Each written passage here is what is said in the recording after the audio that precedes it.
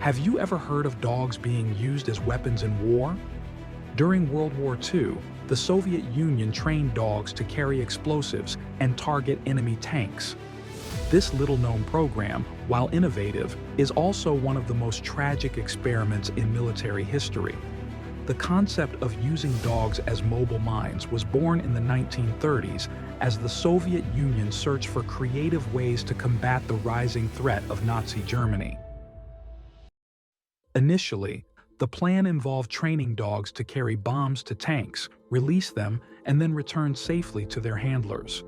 It seemed like a clever and humane solution on paper, but in practice, the training was nearly impossible. Dogs would often return to their trainers with the live bombs still attached, creating deadly risks for the soldiers attempting to deploy them. To address these challenges, the Soviets made a grim adjustment. Instead of retrieving the bomb, the dogs would now detonate it upon contact with a tank. This turned the dogs into living mines, a decision that would later haunt even their trainers. The new training regimen involved conditioning the dogs to associate food with tanks. Food was placed under stationary tanks, teaching the dogs to crawl beneath them to eat. As the training progressed, the dogs were introduced to moving tanks and exposed to battlefield conditions, including explosions and gunfire. Each dog carried a 10 to 12 kilogram explosive device with a lever designed to detonate upon contact with the tank's underside, its weakest point. The first deployment of anti-tank dogs occurred in 1941, but reality proved far harsher than the training simulations. Many dogs panicked under the chaos of gunfire and explosions, fleeing back to Soviet trenches and accidentally detonating their explosives, killing their own soldiers. Moreover, the training had overlooked a crucial detail. The dogs were trained exclusively with Soviet diesel-powered tanks, while German tanks used petrol engines. The unfamiliar smell often confused the dogs, who either ignored the enemy tanks or targeted the wrong vehicles. Out of the initial 30 dogs deployed, only 4 managed to detonate near enemy tanks. Some were shot by German soldiers before reaching their targets, while others failed to identify the tanks altogether. Interestingly, the Soviets were not the only ones to attempt this controversial strategy. In 1943, the Japanese Imperial Army explored a similar idea, using dogs against American forces in the Pacific Theater. Like the Soviets, the Japanese faced significant challenges, including poor training outcomes and dogs retreating to their handlers instead of reaching their targets.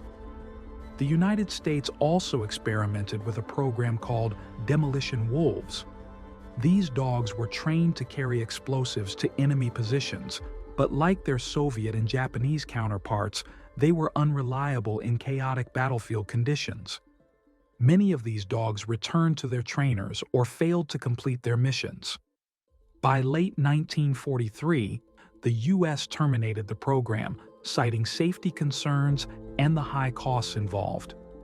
Soviet propaganda claimed that anti-tank dogs destroyed up to 300 German tanks during the war. However, many historians believe these numbers were exaggerated. Verified successes include isolated incidents such as the Battle of Kursk, where a small number of dogs reportedly managed to disable German tanks.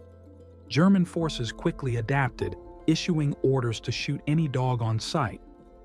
The program also faced criticism within the Soviet military, as trainers and handlers were devastated by the sacrifice of so many animals.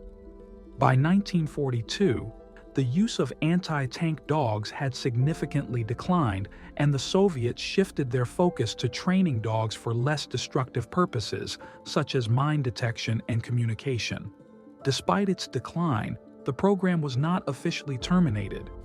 Anti-tank dog training continued sporadically even after the war, with reports suggesting limited experiments lasting as late as 1996. The anti-tank dog program remains one of the most desperate and tragic experiments in military history. It demonstrated human ingenuity, but also raise serious ethical questions about the use of animals in warfare. If you enjoyed this, like the video and subscribe for more fascinating tales.